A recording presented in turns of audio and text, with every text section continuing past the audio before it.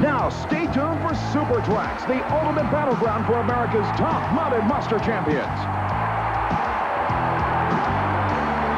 Hi, I'm Chris Chapman at Anaheim Stadium in Southern California. Coming up, 9 of America's wildest monsters battle it out for the first time ever on an extremely dangerous Z-shaped obstacle course.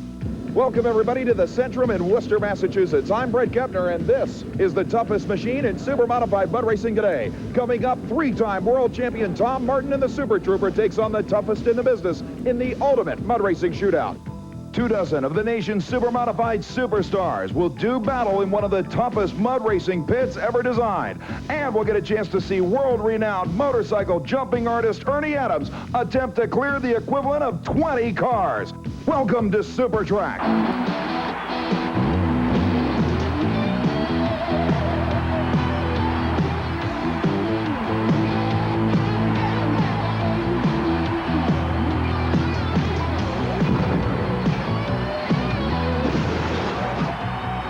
The United States Hot Rod Association presents the ultimate from the wide world of motorsports, Super Trax. Welcome, everybody, to Anaheim Stadium in Anaheim, California, as we get ready for qualifying in an 8-truck field on the U.S. Hot Rod Association National Championship Tour with some of the biggest names in the business on a bizarre Z-shaped course. Dennis Anderson's Gravedigger from North Carolina starts things off with a huge launch and a sideways landing as he battles the clock to start qualifying. A hard right turn and a hard left-hand turn with 3 straights intertwined. Anderson heads for the home stretch and clears the finish line 5 feet in the air. The elapsed time for the incredible Gravedigger, 20.17 seconds, and that will set the pace for the remainder of the trucks attempting to qualify. Robert Parker and the AM/PM Boss Chevrolet leaves the starting line.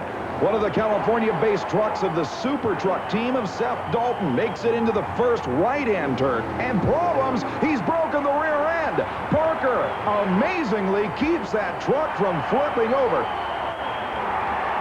Looking at the replay, he comes down nicely from this jump. Now keep your eye on the back end as he makes the turn. Watch the lower tie rod snap off. The left rear wheel goes berserk, and amazingly, Parker is capable of keeping this thing on all fours. That could have been disastrous, and driving it back to the pits is going to be treacherous. On the starting line, a newcomer to the U.S. Hot Rod Association Tour, and Chris Chapman talked with him earlier. Well, about 30 hours and 3 time zones is what it took Scott Stevens in the King Crunch Special to get from Woodlands, Texas to Anaheim Stadium to compete in a monster truck race. But Scott, things didn't go so great last time. I don't know, the trucks are definitely getting a little bit more difficult to keep up on, but the little simple things kicked our tail last night. You know, a little dollar piece of transmission, a ring that holds the clutches in just came apart. And you know, the technology is definitely getting the trucks are getting more advanced, you know, every year. You know, the little things sometimes are the hardest things to conquer. All right, now Stevens has to be concerned about conquering this Anaheim, California course. It has already proven to be a rough one. Beautiful launch off the first set of cars, a rough landing, using the independent front and rear steering to straighten it out and going to that first hard right-hand turn. Stevens looks disoriented. In fact, he may even be having mechanical problems here. And definitely there is something wrong in the drivetrain. That landing must have been a little bit too rough, and Stevens knows it. At this point, his only option is to idle around the course and hope that whatever elapsed time comes up keeps him qualified in this field. He'll take the final turn at the unlikely speed of about 10 miles per hour and just inch his way towards the finish line. But at this point, he knows he has a lot of work to do in the pit area if he expects to come back for the first round of eliminations. Therefore, taking it easy is probably the safest bet. As he crawls across the finish line, the elapsed time comes up, ironically 69 seconds flat. So right now, the only full qualifying run was put down by Dennis Anderson in the Gravedigger at 20.17 seconds. Right now, it's time for another Crunch of the Week. It was one event ago here at Anaheim Stadium that Bigfoot and Eliminator got into one of the roughest finishes in monster truck history.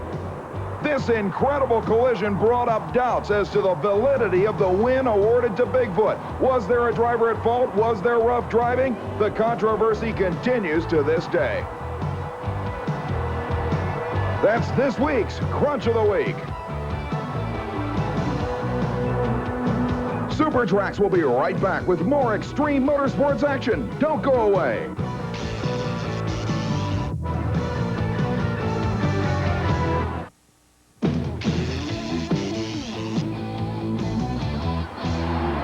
We're back at Anaheim Stadium in Anaheim, California, as qualifying continues for this 8-truck open U.S. Hot Rod Association Monster Truck Field, and things are already wild. Dennis Anderson leads the pack at 20.17 seconds. Here's Gary Schott and the Valvoline-sponsored Monster Chevrolet. Schott taking things relatively conservatively, but keep in mind that this truck weighs an honest 6,000 pounds more than most of the lightweight racing entries entered in this field. Now, pedal down the second straightaway as he heads into the last turn. A hard left, but something goes wrong in the drivetrain. You can see Schott looking down, trying to see if the machine fell out of gear. He gets her going again and crosses the finish line with an elapsed time of 31.11 seconds. Believe it or not, that'll be good for number 2 right now. But here comes the killer, Jim Kramer, and the incredible Bigfoot Ford, leaving the line as only he can.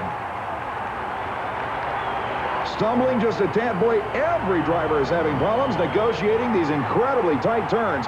Kramer trying to better 20.17 seconds. Straightens her out, heads for the finish line. Kramer lands the elapsed time, 18.11 seconds. Number 1 for the Big Blue Ford. Bobby Z in the Skull Crusher Ford, ready to leave.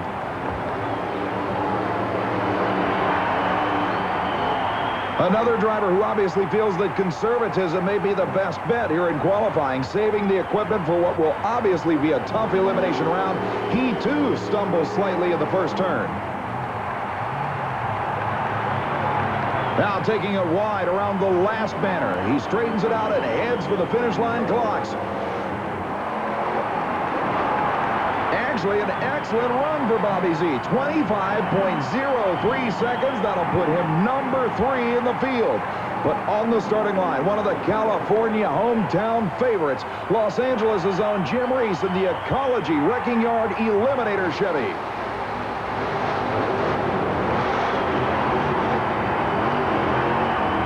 And this is a full power pass, no question about it. Reese takes the turn beautifully, not a bobble anywhere. Pedal hard down, heading for the last turn. He takes it extremely tight, nails it, trying to beat the 18-second mark of Bigfoot.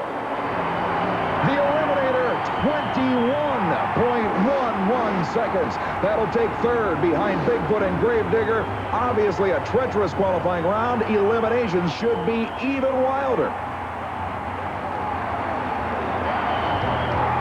The action is far from over as we still have plenty more monster truck competition from Anaheim, California. Super modified mud racers to go, and stuntman Ernie Adams. Stay with us.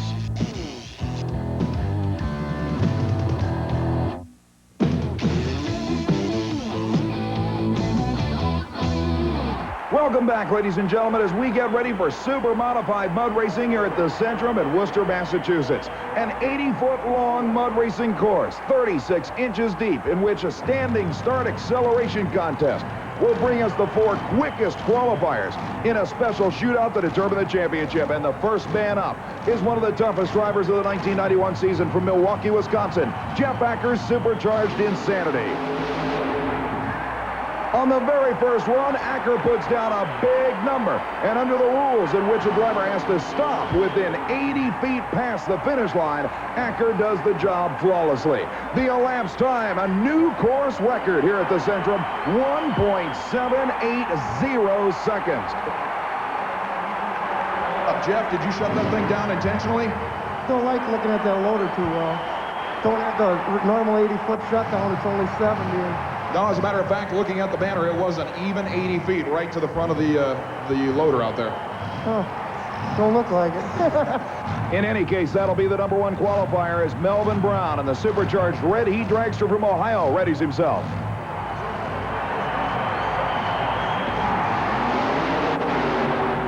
Melvin Brown shuts the engine off well before the finish line, as he was apparently concerned that he would be unable to stop within the 80 feet allotted distance.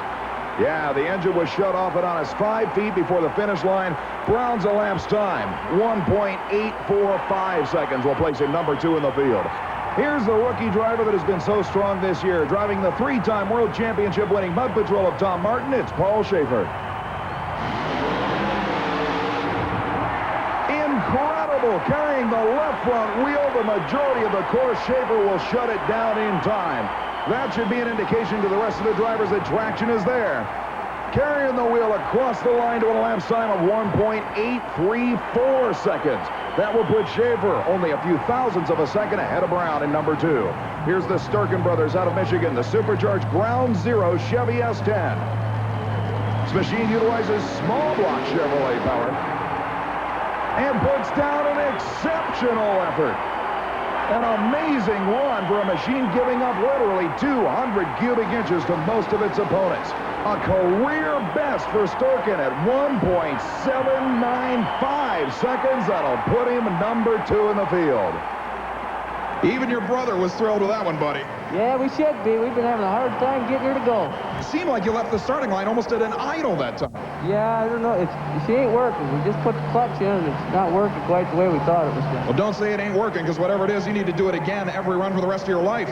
Yeah, I know it. We're happy. Great run, guy. Great run. Small block fans, make some noise for this guy. Now takes a run of 1.834 seconds to qualify, and here's Ohio's Chad Miller, the supercharged roadster called Instant T. Miller's got a beautiful one going. He stops it within a matter of feet from the disqualification marker. An incredible piece of equipment that never fails to produce incredible power. Miller does a beautiful job of driving a 1.791 second ride. That'll qualify him number 2. 180 is flying, and do you even think a 180 will hold up in this pit? I'll tell you, it'll be a real tough competition. There's still some really good trucks out there, but this Chevrolet Big Block is going to do it. And with your fan club back here, how can you lose, right? Nothing but R&R Machine is number 1. That's why we call him the Madman. I don't think anybody enjoys racing any more than Mike Spina. And one thing's for sure, he's got more power than he's ever had in the Psychotic Beast. Waiting patiently on the line with a green light to flash, Spina must give it everything. An incredible run on the brakes. He'll stop it in time, and he is elated just with that.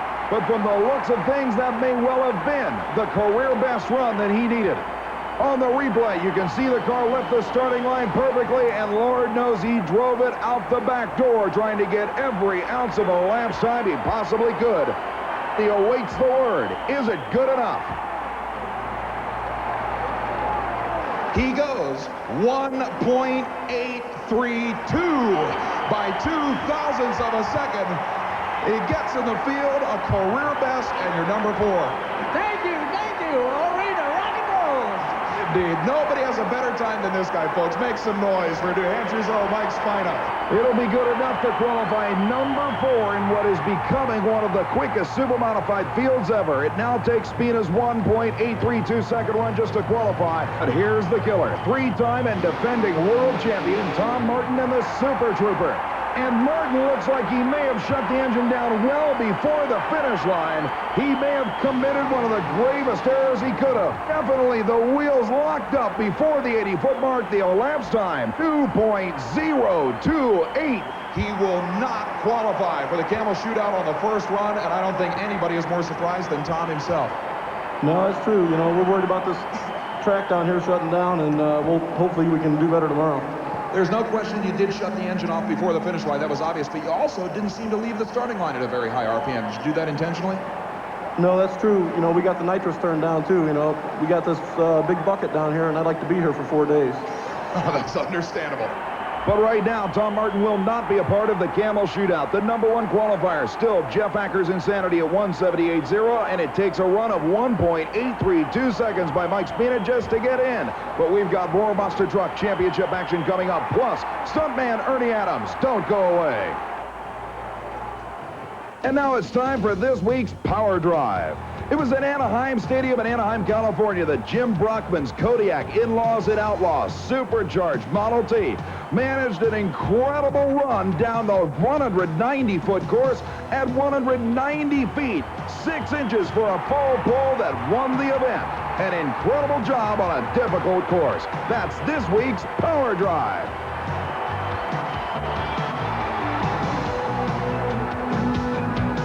Super Trax will be right back with more extreme motorsports action. Don't go away.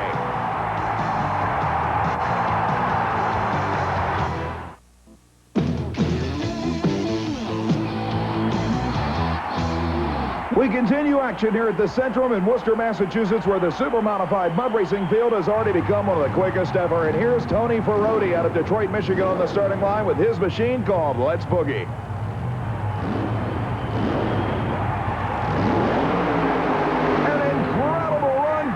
The front wheels in the air, but he takes down a finish line pole, and that will be an automatic disqualification.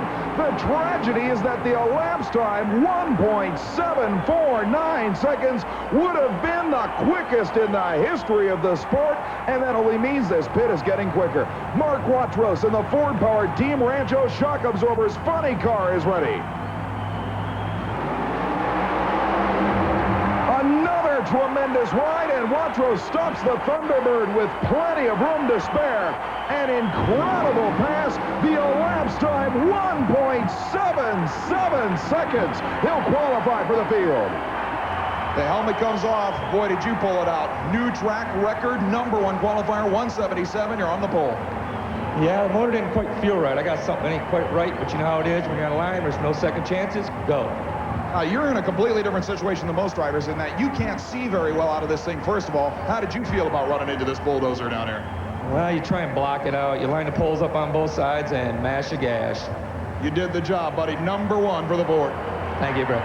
Moving on to the starting line, an amazing man in mud racing, Melvin Brown. You can imagine the expense and effort it takes to campaign a super modified mud racer from coast to coast, but think of the amount of money and determination it takes to run 2 complete operations week in and week out on the tour. Melvin Brown out of Ohio is one of the only drivers to take advantage of an obscure rule in the USHRA Association rulebook that allows a driver to campaign a maximum of 2 vehicles at each event. And every week you'll find Melvin jumping in and out of the driver's seat in pursuit of a world championship. Melvin, obviously everybody has to ask you, why 2 cars? 2 times the fun. Is it just a matter of making more money and just the enjoyment of the sport, or is there a specific reason in running 2 different machines at one race? My goal is get about 4 passes a night. That's what I like to do. So it enables you to learn more about the racing surface by running 2 cars and figure out things for the next event? Yeah, it's a game of numbers. Early numbers do better, really. 2 completely different race cars, 2 completely different engines, both campaigned by 1 driver. It's truly an incredible job of determination that has already paid off for Melvin Brown. And determination is what he's going to need right now in the Blue Max fuel-injected, nitrous oxide-injected Jeep funny car. He must go 1.795 seconds or quicker to make the field. And he shuts the engine down well before the finish line. Again, concerned about going out of bounds, and the elapsed time will not be good enough to get in. You can see on the replay, the engine was again dead well before the poles. The elapsed time, 1.939 seconds, won't be good enough. But on the line, one of the most savvy of the mud racers. While there aren't many full-bodied machines left in the sport of mud racing, the 1985 world champion in this sport, David Ray, in the Midnight Magic Ford, probably exemplifies the state-of-the-art in this particular type of machine. While Ray doesn't get a chance to tour as much as he'd like to on a nationwide basis, he is still considered one of the true threats in the world of super modifieds. Dave, you're one of the last guys that stuck with a full-body truck. Is there any particular reason for it? Yeah, kind of. I'd like to see if I can make a full-body truck go just as good as one of these little buggies out here. Is there an identifiability factor with the Ford body? Yeah, everybody kind of likes to see a Ford pickup truck come out, or a Chevy pickup truck, or something of that sort, you know? As opposed to the lightweight machines that really don't have any identifiability. You got it, right there. You've got the same kind of engine, if not more so, plenty of power than everybody else. It's state-of-the-art. What's the difference between your machine, say, and Tom Martin's? There's not a real lot of difference in the machine itself. It's basically the way they're set up, because, you know, you got to change a lot of weights more with a pickup truck versus a little buggy. And I should point out that this thing weighs substantially more than most of the trucks. Is that an advantage or a disadvantage? Oh, yeah. sometimes it can be a big advantage if you have a real firm track. You can make it hook a lot harder because you can take and put all the power right to the ground. You've been in this sport since the very beginning, and as we pointed out, a past world championship resides with you. What has been the biggest change you've seen in the evolution of this sport?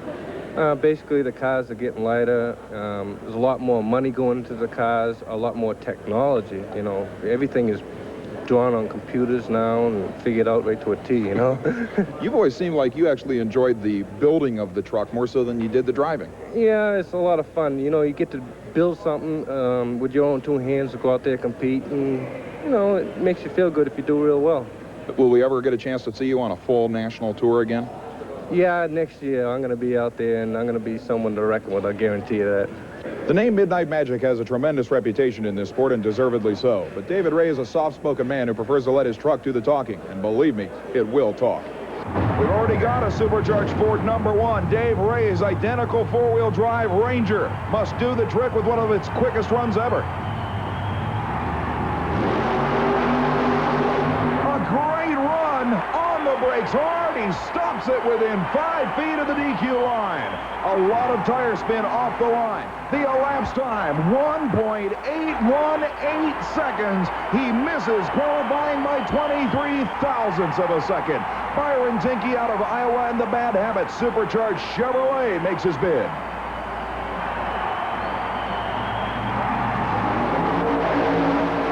The track now developing ruts. Its entire distance may have slowed Tinky on this one. He's elated with having stopped in the required amount of distance, but the elapsed time is not going to be good enough to qualify. 1.833 seconds. It was a straight arrow run, but the machine did bottom out several times. So Tinky will not qualify for this, what has become one of the quickest super-modified fields in history. #1 qualifier, Mark Watrous' Team Rancho Ford Thunderbird. The #2 spot goes to Jeff Acker, then Chad Miller and Jeff Sturkin. But coming up, we've got more monster truck action as well as super-modified championship racing and the incredible Ernie Adams. Don't go away.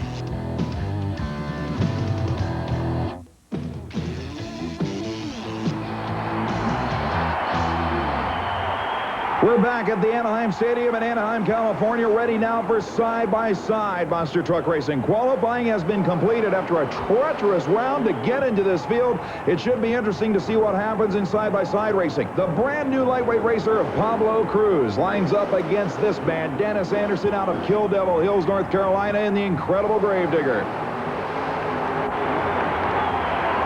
They leave the line. The Gravedigger with a half-truck hole shot. Both machines with rough landings as they move into the first turn. A hard right-hander on this Z-shaped course. And it looks like the Tough Enough machine has already lost a lot of ground to the Big 50 Chevrolet. Anderson heads into the last turn hard as Cruz tries to make up lost ground, but he's not going to do it. Beautiful mid-air flight of the winner, Gravedigger and Dennis Anderson. Cruz still trying to pick up the pace. But a tough break for the brand new machine. He obviously is already out of the picture.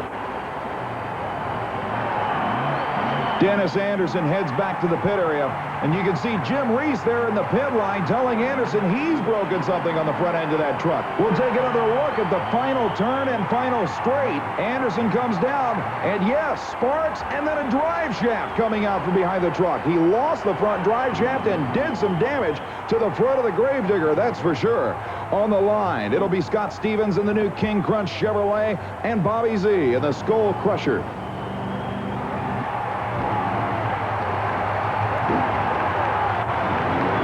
The King Crunch machine ran into problems in qualifying, but leaves the starting line with a sizable advantage right now. Again, a rough landing off the first set of cars. The drivers set themselves up for the first turn.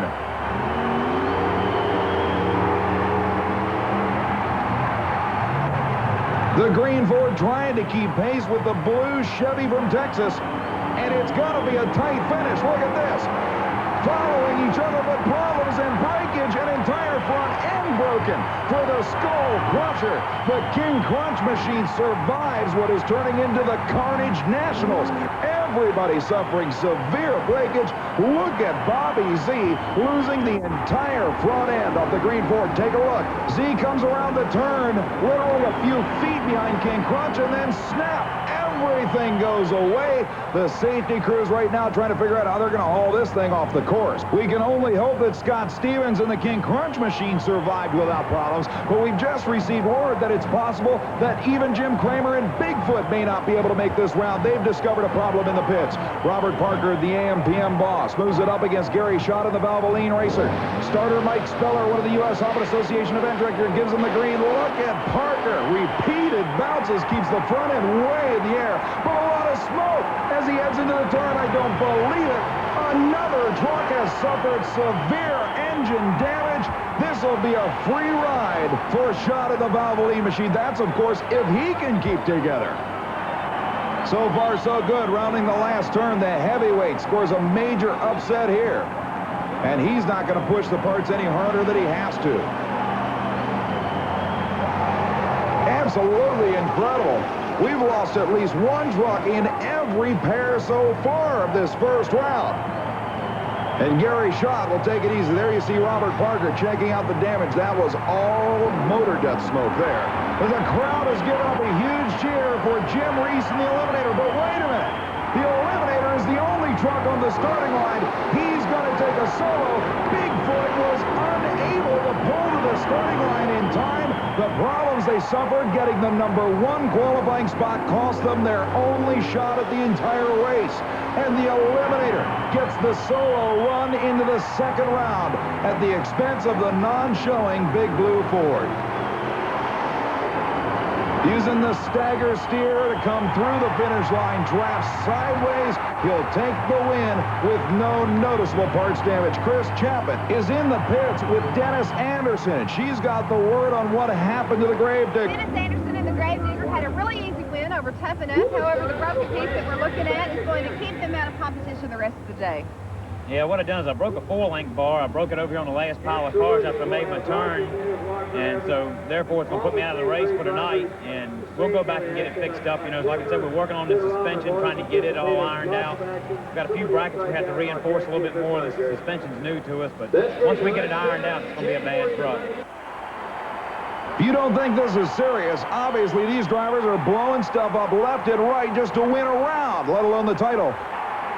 The championship monster truck finale is coming up, and we'll get a chance to see the super modified mud racers in their camel shootout and Ernie Adams' incredible motorcycle jump. Don't go away.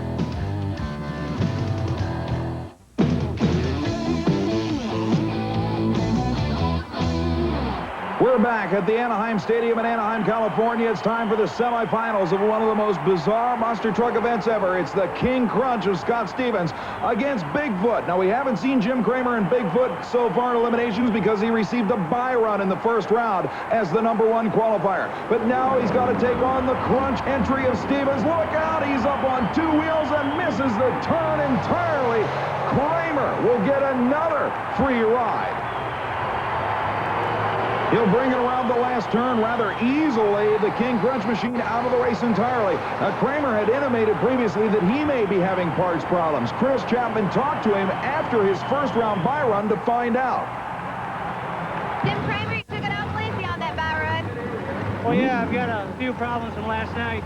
We had kind of a little mishap last night. You know, 2 trucks got together, so I'm running with kind of a broken lock and differential.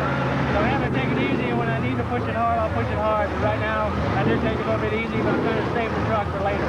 Well, he'll have to save it. You can see the crowd raising that cheer again for the hometown hero, the big red Chevrolet of Jim Reese, the Ecology wrecking eliminator, as he leaves the line with the Valvoline Racer of Schott. And right now, it looks like Schott is completely out of the ball game. The heavyweight Chevrolet just can't keep up with the California Racer, understandably with a 10,000-pound weight disadvantage. Reese moves into another final round with Bigfoot. Schott continues the run, a valiant semifinal finish for this guy, with a truck that, like I said, is giving up a huge weight displacement advantage. So the semifinals have produced a California versus Missouri, Ford versus Chevy, Bigfoot versus Eliminator battle. In just a few minutes, Ernie Adams, probably one of the best known of the motorcycle jumpers for the 1990s, will be attempting one of his longest jumps ever, 20 cars indoors. And Ernie, you are probably the most atypical of your genre. The motorcycle jumpers have always been associated with the Evel Knievel type, yet you are one of the more articulate and well-read guys in this business. What are you doing here? I got addicted to this. I don't have to do this for a living. I enjoy traveling. I love to have 20, 30,000 people holding their breath all at one time with me. That's a big thrill for me and the best adrenaline rush I've ever run into in my life. You pointed out that you don't have to do this, and I should probably make it clear that you are a registered radiographer. You are involved with the Nuclear Regulatory Commission for a career for quite a few years. Right, for almost 3.5 years. I'm certified as a level 2 radiographer, which means I go into a nuclear plant and x-ray the pipes, wells, and valves and tell them whether or not it will stand the stress that they're put under. Which is a daredevil stunt in itself. It scares me almost as much as this did, but this is the one that really gets me. What kind of speed are you going to have to hit the ramp to clear 20 cars? Okay, for 20, the first jump, 16 cars is 71 miles an hour. You're looking at 79, 80 miles an hour on the last jump. Now, that's the difference between my ramp and the other jumpers. To jump 100 feet, I have to go 71. To jump 100 feet, they have to go 58. However, I like the speed ramp because I can bog the bike and get the front end down. It's one thing that hopefully everybody will notice tonight is that the front end is always lower than the rear end when it hits. So if you hit it the same attitude that the ramp is at, it absorbs. It's not as severe of an impact. Now, you're talking about the differences in ramps. A lot of drivers have that lip at the end, like a ski jump lip, that kicks them up in the air. You use a flat ramp that's pure power to get over these cars, right? Pure power. I like it. Makes you pay attention. Well, believe me when I tell you that not only will Ernie Adams be paying attention when he tries to clear 20 cars, but so will the crowd. And one of the things both the crowd and Ernie will have to pay attention to is the incredibly limited stopping distance here. Ernie will be driving head-on into a pile of more than 100 3-foot square boxes used to absorb the energy of the landing. And remember, with that nose-down landing attitude, it makes it incredibly difficult to control this machine. Here comes the first attempt at 16 cars. He lands and uses those boxes hard enough to send him backwards off the bike, but he's obviously okay.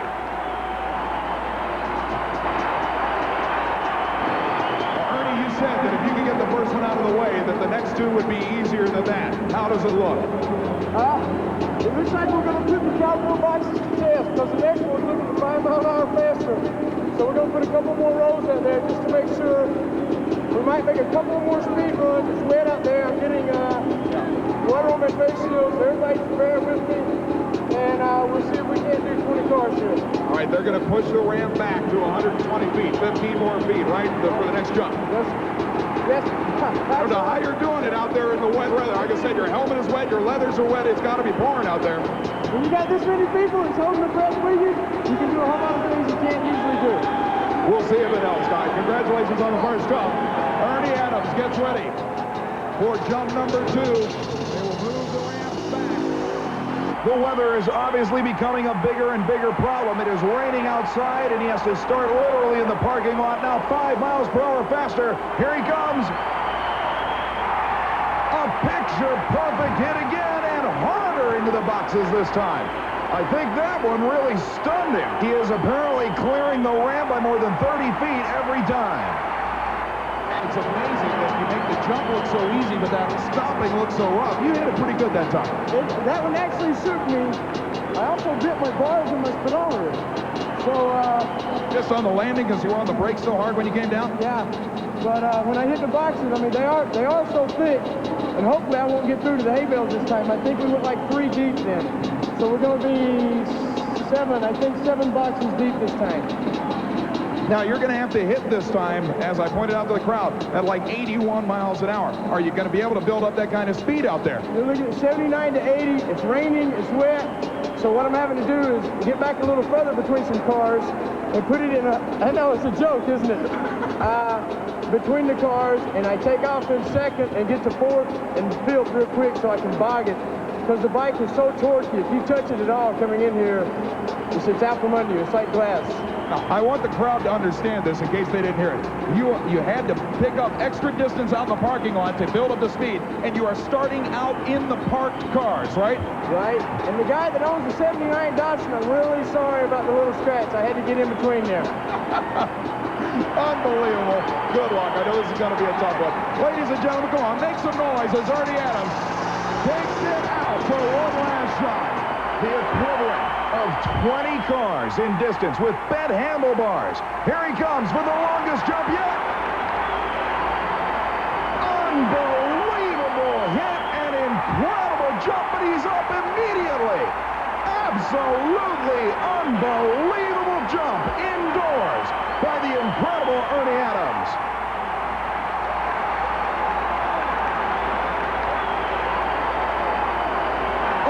Watch the bike compress, then get sideways while he tries to get on the brakes before the boxes come up. The man is literally made of iron. Right back up on his feet to the roar of 40,000 fans. Pretty good hit, no question about it. I really want to make another speed run, but it's pouring down rain outside right now, and it feels like ice. I mean, the pavement is just as slick as it can be. I got to tell you, regardless of the fact that you made it successfully, you know as well as I do that that one was out of control. That was out of control. At least on the landing. Well, let's take a look at the instant replay here, and you can see what you thought. I like the front end down. I did get it down a little further than I wanted to this time. Go through this with us. Okay, you're on it. Now right here you start feathering off the gas so you can get the front end to drop. Now we're practicing this because in June the 1st or 2nd, I'm going to attempt the football field. Yeah, but look at this. I mean, that's 3 feet low. Well, now, if it hits at the same angle as the ramp, that's fine. That isn't heading for the same angle. Wait, okay. The front wheel does hit first. Okay, it's a little low. Yeah, just a bit. Now watch. It was sideways when it hit the ground. I'm waiting for the impact because it hurt. The boxes aren't quite as... No, yeah, well, okay. I'm starting to miss the boxes. Watch this spin because it whipped you around. It's just like riding a horse. Down you go. I like the way the bike came down on that left leg or right leg, too. You know, I haven't felt that yet. The wrist and the jaw I felt. They love it. I'll tell you, they love it. Ladies and gentlemen, 3 jumps in the rain. Ernie Adams. When Super Trax returns, it's the Camel Mud Racing Shootout with the quickest mud racers in the world and the Championship Monster Truck Finale. Don't you dare go away.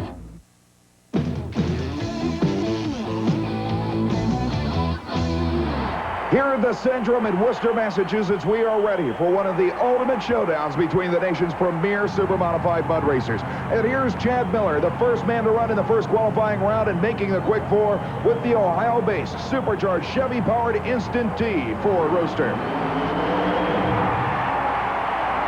He'll stop it in time, the elapsed time, and now the pace for this 4-car shootout. 1.766 seconds, one of Chad Miller's quickest runs ever.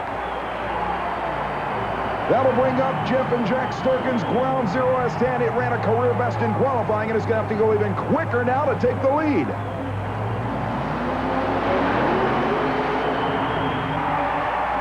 He'll stop it in time, but the starting line launch gave away the fact that the car was not hooking up. A lot of tire spin, a great top-end charge, but it won't be enough. 1.824 seconds won't help the Sturkins get the lead.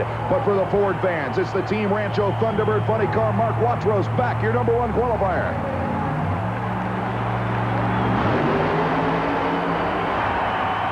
And Watrous apparently got sideways at half track and lifts off the throttle. He slams open the hatch. He is obviously upset. You can see the machine move towards the right side of the pit. He got out of the throttle thinking he was going out of bounds, and that will kill the Ford's chances at 1.845 seconds.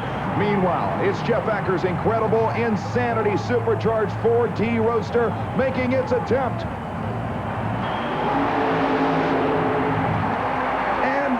Acker shuts the engine down a little bit early. He'll stop in plenty of time. But the elapsed time for Jeff Acker, 1.743 seconds.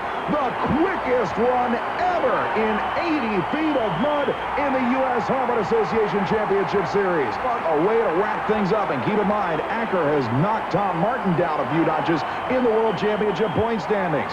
In the meantime, we're ready for Monster Truck Finals in Anaheim, California. And we have just received word that, believe it or not, in this breakage-plagued race, the Bigfoot Ford is unable to return. Now the Eliminator breaks on the starting line.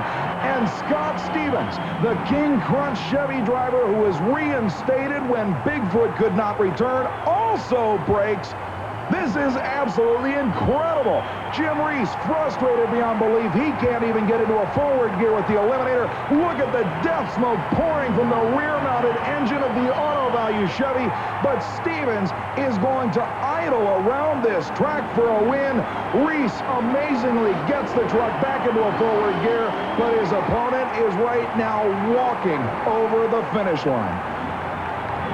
The first national event title of the year on the U.S. Hot Rod Association Trail for Stevens comes at what must rank as one of the single most bizarre monster truck competitions ever held. Jim Reese now stranded out in the middle of the field. Stevens Chevy will probably not even be able to make it back to the pits under its own power. This one is the weirdest yet, folks. Super Trax will be right back with more extreme motorsports action. Don't go away.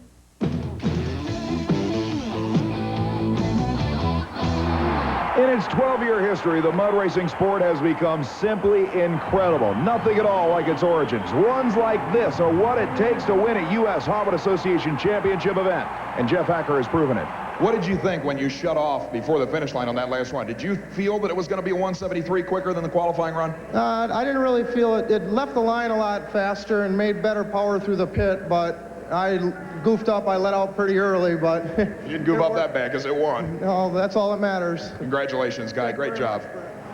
One thing's for sure, if Acker shut the engine down early on the quickest run in history, that means there's more in it, and things are going to get faster this year.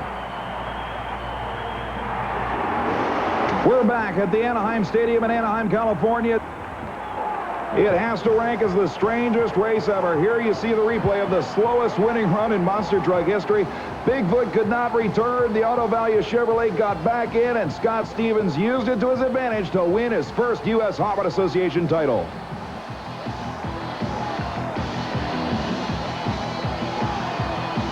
Jim Reese, frustrated beyond belief. He can't even get into a forward gear with the Eliminator. Look at the death smoke pouring from the rear-mounted engine of the Auto Value Chevy.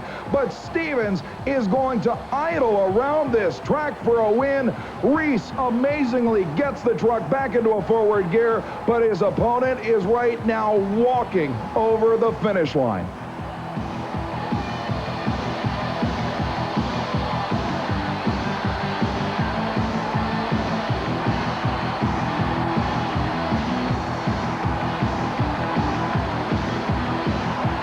The first national event title of the year on the U.S. Hot Rod Association Trail for Stevens comes at what must rank as one of the single most bizarre monster truck competitions ever held. Scott, it wasn't pretty, but it was a win. It's pretty nasty, I'll tell you. We'll take it any way we can get it. Reese just had some bad luck. We broke another line, so if his truck would have just kept going or whatever, he'd have definitely kicked our tails. It has to rank as the strangest race ever. Here you see the replay of the slowest winning run in monster truck history. Bigfoot could not return. The Auto Value Chevrolet got back in, and Scott Stevens used it to his advantage to win his first U.S. Hot Rod Association title. It looks like it's going to be a wild year on the 91 Monster Truck Challenge Series. From a very muddy Anaheim Stadium in Southern California, I'm Chris Chapman. Good night. Until the next time, this is Brett Kepner from Worcester, Massachusetts. Thanks for being with us. We'll see you next time on another incredible edition of Super Trax.